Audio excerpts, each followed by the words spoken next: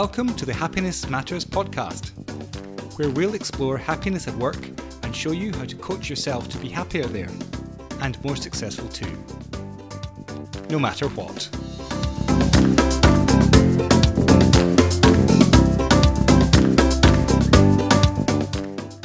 Welcome everyone.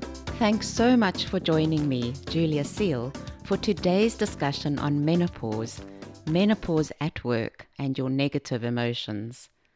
This is a slightly longer episode, as this is the first time I've addressed this topic on the podcast, and I want to give you an overview of current menopause thinking and then offer you a coaching perspective and some coaching tips.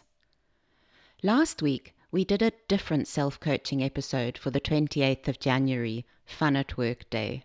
We looked at your thoughts and feelings about the day, using them to learn to coach ourselves in order to get the results, the life experience that we might want from the day. And the intention of that episode was to show you how everything in your life, every day, whatever it is, presents an opportunity to coach yourself, an opportunity to evolve yourself, a perfect opportunity to create and craft your version of happy and successful no matter what. And I have to laugh at myself because, as I also said last week, I used to enjoy these types of special days, and now I'm often just grumpy about them. And yes, this might be because of the employee engagement work I do at strategic levels in corporates and how it translates on the ground, but it could just as easily be my menopause negative emotion of irritation, one I carry around with me often nowadays like a handbag. And no, not my favorite Coach tog bag. Coach in Regent Street, London, not Coach, as in your coach. So in today's episode, we look at a key feature of our coaching work together here. The impact of menopause on you, menopause at work, and the opportunity it provides to step into the next level version of ourselves. Mostly, we're examining the negative emotions surrounding menopause and your lived experience of them. Those negative emotions that seem to explode into our lives unexpectedly during our midlife transition. And this supports the mini coaching journey we've been on together recently. How to coach your negative emotions, those uncontrollable feelings of unhappiness, being out of control, anxiety, feeling powerless, hopeless, shame, frustration, and exhaustion. If the menopause at work, menopause and happiness conversation today appeals to you, if you want to know more about the opportunity that this transition or bardo time provides you with, to evolve, to cultivate and craft our deepest happiness in a meaningful, conscious life, please sign up to my blog where I dig deeper into this topic. You can sign up to my mailing list by visiting Happiness-Matters.coach and choosing subscribe from the menu bar. Let's first get a grip on what menopause is and what this topic is doing on this podcast, which is about happiness and success and learning to coach yourself within the context of work.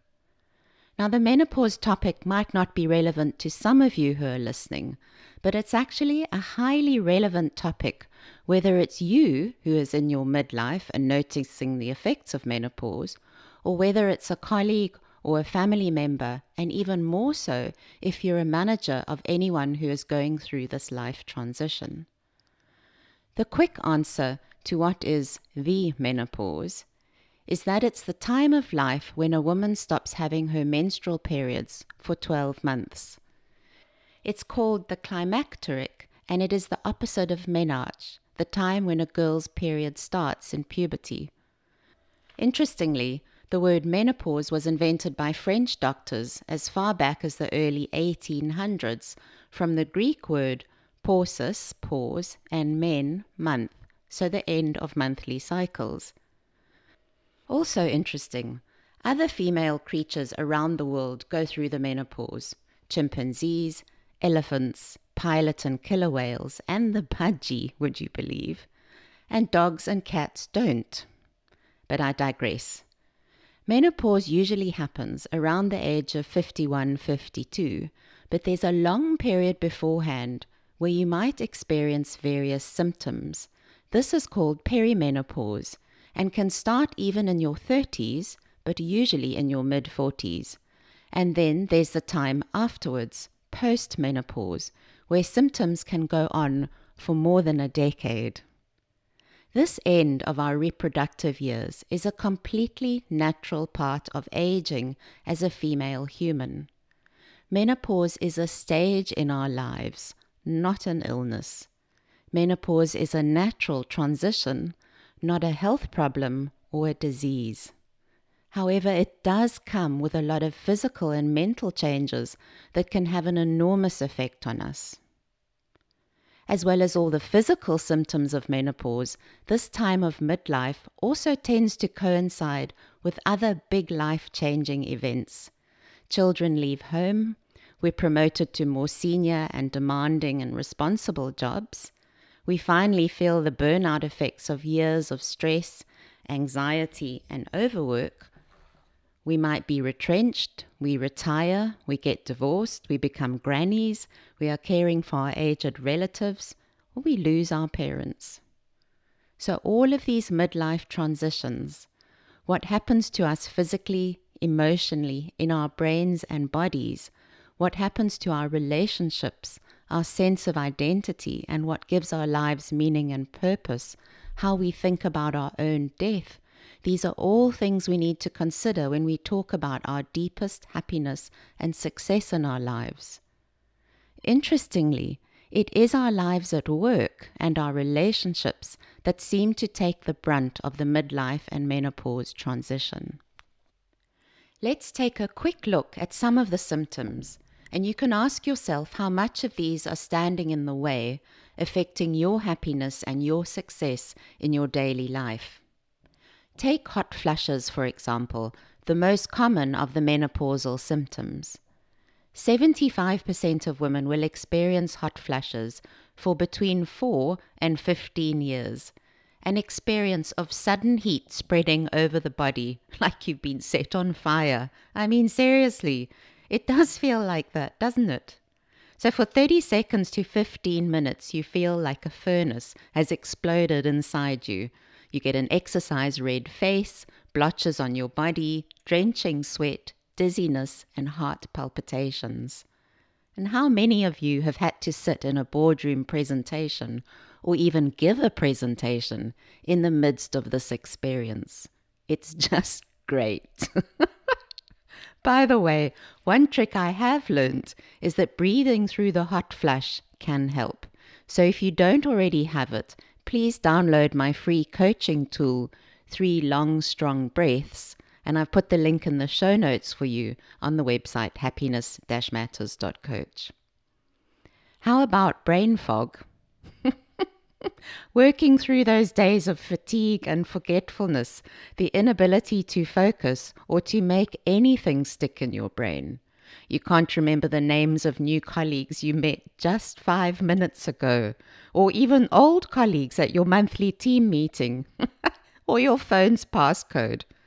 2/3 of menopausal women suffer with memory and concentration issues over this period.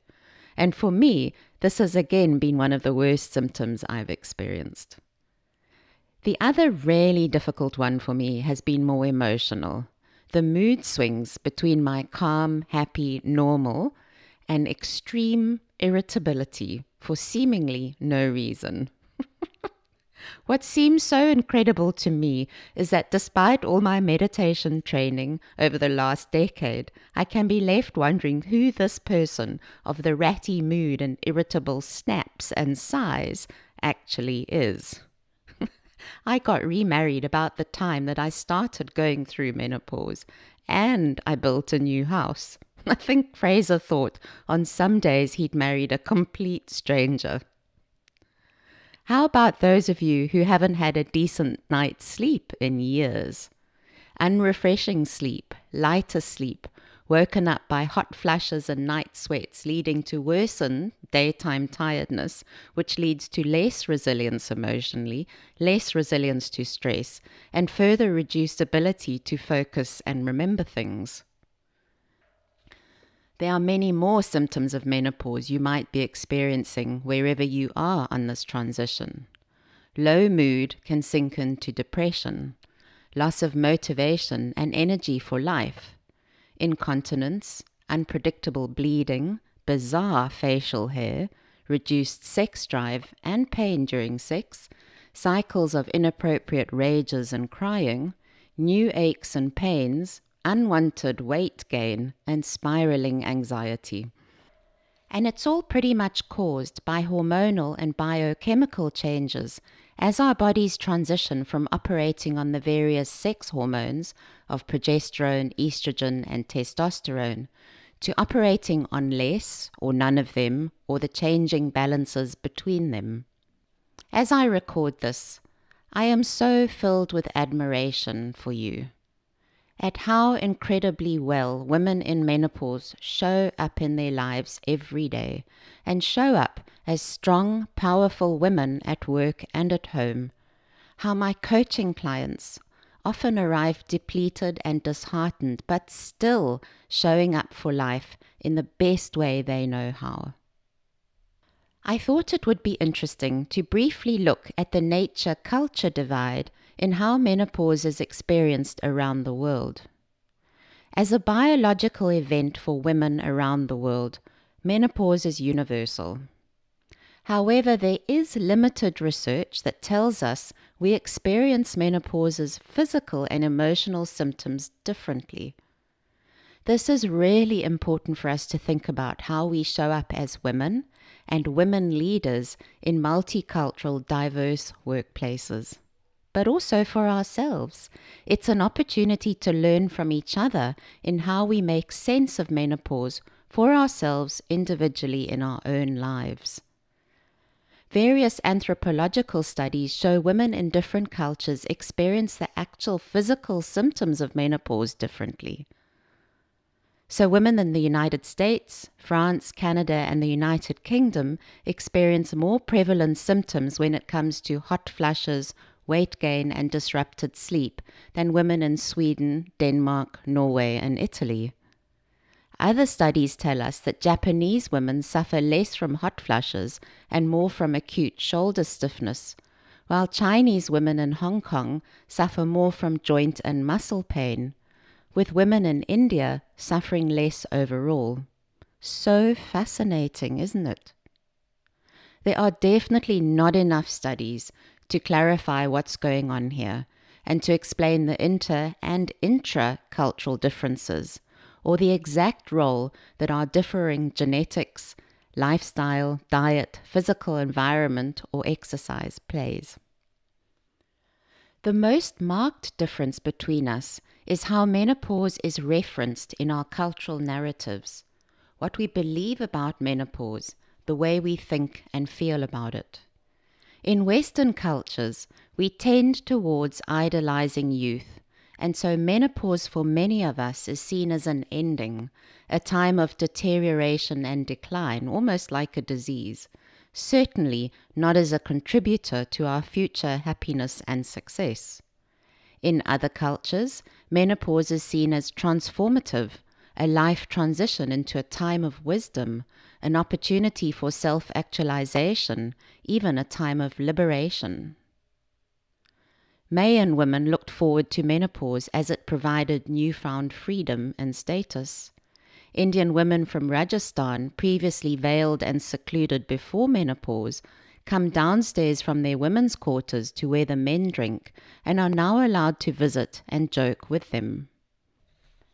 As researchers from Yale Medical School say, in societies where age is more revered and the older woman is the wiser and better woman, menopausal symptoms are significantly less bothersome. Where older is not better, many women equate menopause with old age, and symptoms can be much more devastating. So interesting, isn't it? Looking at menopause through these various lenses does make a mockery of the so-called work-life distinction and the ongoing conversations about work-life balance. By the way, this is core to my philosophy at Happiness Matters. There is no distinction between work and life. Work, life, life? Like work is not life? These aspects of our lives are truly impossible to separate out. We cannot separate who we are at work and home. Yes, we might show up different aspects of our personalities, but we are whole beings. And here with me at Happiness Matters, we are always considering our whole being happiness. Here on the podcast, we do this mainly through the lens of work, but my coaching with my clients looks at whole being, who you are now, who you want to be in the world, and are you living the best version of yourself? Whole being happiness. Some countries are way ahead in terms of seeing employees as whole beings, taking the effects of menopause into consideration when dealing with the women in their businesses. In many organizations worldwide, we have progressed from maternity leave to paternity leave, and now menopause is the next frontier.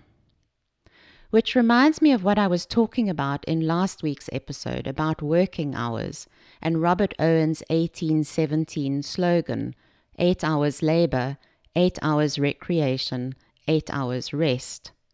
Of the world's 195 countries, only 52 of them have agreed to the hours of work convention by the International Labour Organization. So if this is the case, then you can imagine that the steps needing to be taken towards improving conditions for maternity leave, paternity leave, and menopause are going to be even further behind. At the forefront for the menopause at work conversation seems to be the United Kingdom, which, as I'm recording this podcast, leaves the European Union through the Brexit process today. What an upset in the world's history this is. We're going to feel the repercussions for years. While all the Brexit conversations were going on in 2019, so were strides being made about menopause at work in the UK. Pretty revolutionary was the Labour Party's unveiling of a new policy at their party conference. The policy proposes several requirements of large organizations, employers over 250 people. Under this policy, these employers need to provide flexible hours to women experiencing menopause. They must train managers on the effects of menopause. And this would be useful in any workplace, as research tells us that most women are unwilling to discuss menopause-related health problems with their manager. They would also need to ensure absence procedures are flexible and without discrimination. Then, other recommendations included changes to the actual work environment, things like adequate ventilation and access to cold water, which is surely a no-brainer for any employee, really. Ultimately, the policy wants large organizations to treat menopause like a long-term fluctuating health condition. Of course, there has been a backlash against this view.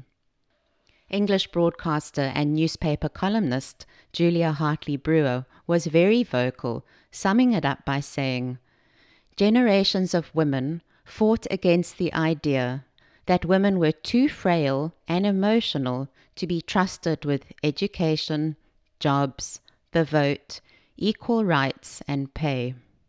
Now, the new feministas claim women need special rights at work when they get periods and go through menopause. For F's sake." ACAS, the UK's advisory, conciliation and arbitration service that provides advice to employers and employees, has already published some guidelines for menopause at work that I will include in the show notes to this episode for you in case you're interested. Further, some UK organisations, universities, media houses, city councils and police forces have already gone ahead with creating menopause policies. These seem to be mainly focused on educating managers to look out for early warning signs of poor well-being and to ensure that it's not an embarrassing conversation. Some go further, empowering managers to agree flexible working hours, all in service of reducing absenteeism and keeping productivity high, which is what it's really about, isn't it? In the United States, menopause is not covered by the ADA, the Americans with Disabilities Act, and so it's not reported exactly how many organizations are already making provision for their menopausal employees. But think about this. In the States, there are more than 33 million women employed over age 45. And so 33 million women are working in the midst of these physical and emotional symptoms.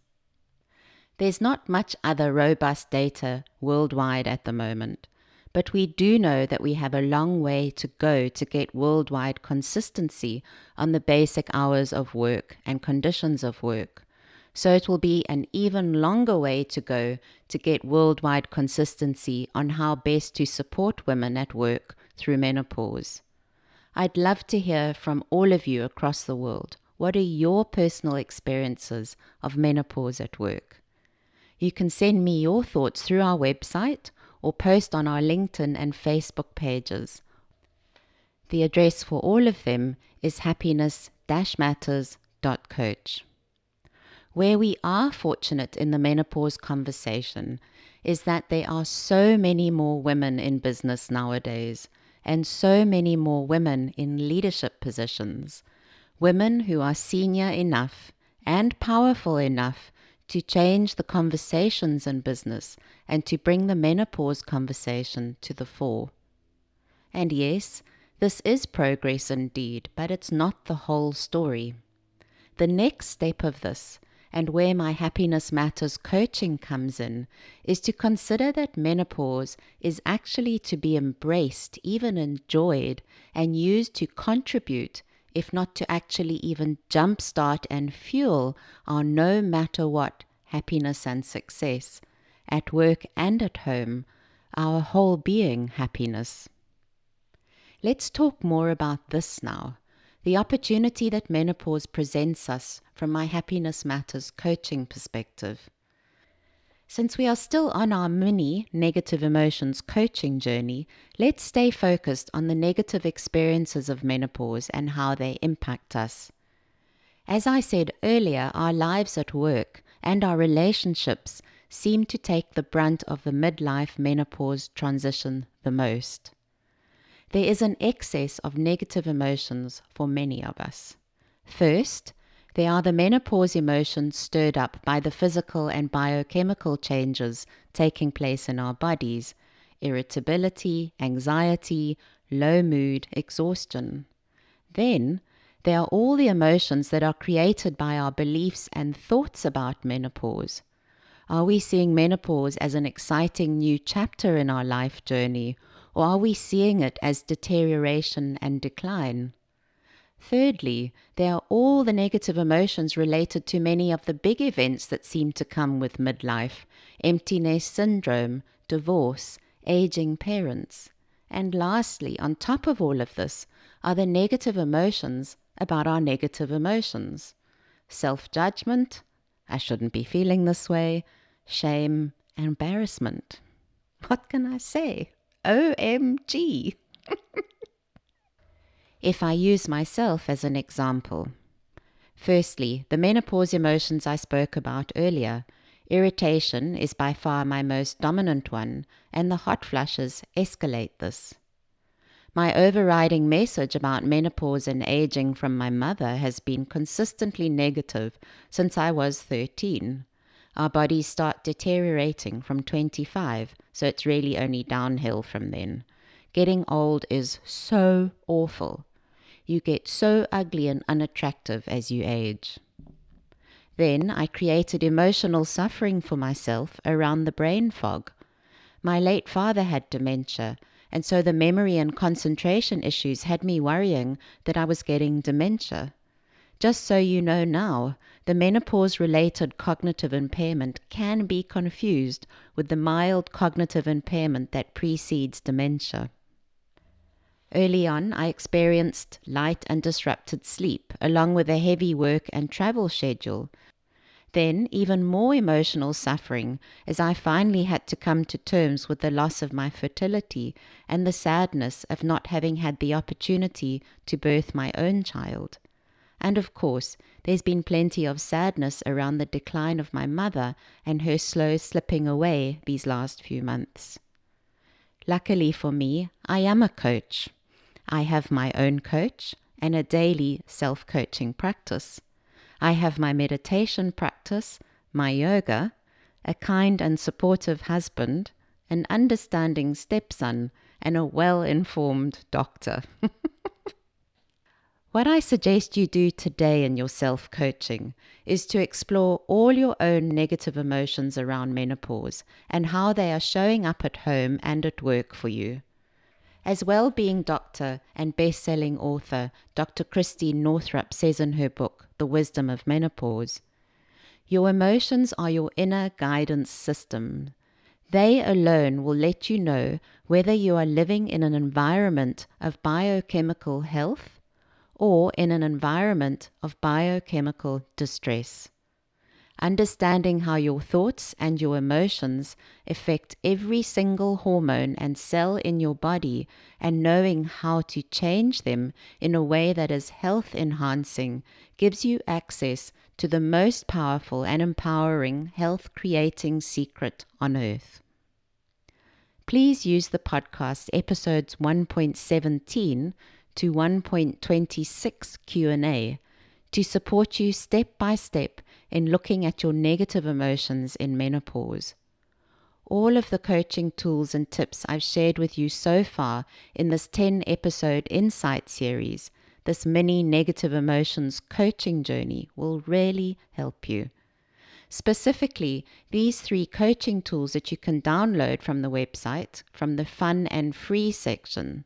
The best tool of all, 3 long, strong breaths in episode 1.19. How to download your thoughts and beliefs in episode 1.19.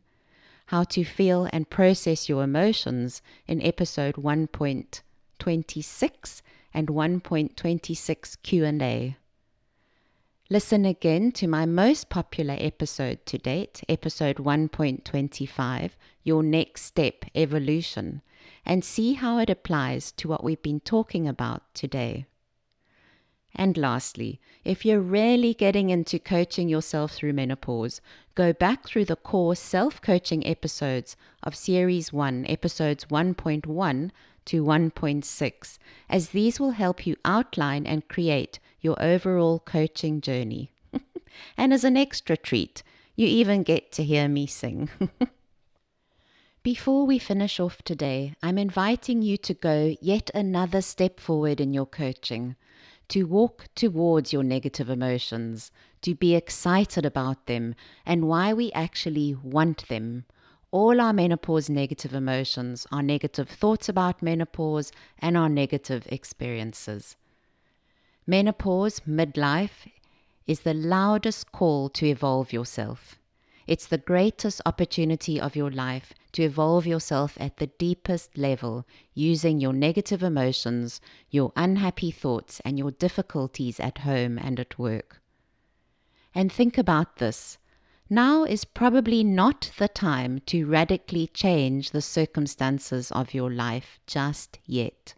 To leave relationships or to change jobs, even to go on another insane diet, thinking that everything will be better if you do. Now is the time to do the best work of your life, the work of you. It's time to use the menopause to fuel you, to fuel your courage to look deeply inside, to fuel your commitment to your own self-care, to fuel new thoughts, feelings, actions, and habits in how you show up for yourself and for the world. There really is no better time to do this work together. Or as Dr. Seuss, creator of my favorite Cat in the Hat, says, You'll miss the best things if you keep your eyes shut. If you do want to coach with me privately one-on-one, please go to our website Happiness-Matters.coach and click on the big yellow button called Coach with Julia. This takes you through to my calendar where you can book a free consult session with me. We'll spend 20 minutes looking at your menopause issues and how we could work together. You can also sign up to my blog where I talk more about the bardo, the transition time of menopause and midlife, and how to use it to kickstart your life going forward. On the website, choose the subscribe button. Let's talk more. I cannot wait to meet you and coach together. I trust you enjoyed today's session, especially if you're in the middle of the menopause conversation, perimenopause or postmenopause, and wondering what on earth has happened to you and your life. Of course, if you're not in this space, I trust today has given you plenty to think about for the women in your life, your family, and your colleagues. Please share the podcast with anyone you think will benefit from what we're doing here together. Details for how they can subscribe to the podcast and mailing list are on the website, Happiness-Matters.coach. And then next week, we're digging deeper into the world of negative emotions at work. So yes, more on your menopause negative emotions, but looking specifically how they might even drive toxic behaviors at work, what to do about them if you use them or if others use them. Bye for now from a menopausally hot Cape Town summer, made even hotter by the wildfires raging in the bush area just down the road.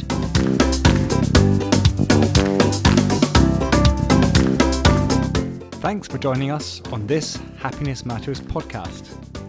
Do join us again here next week on Tuesday. You can subscribe to this series at Apple Podcasts on iTunes, or you can sign up for it on our website, Happiness-Matters.coach. That's Happiness-Matters.coach. COACH. Also, you can join our conversation on Facebook by following us there. Our Facebook page is also Happiness-Matters.coach.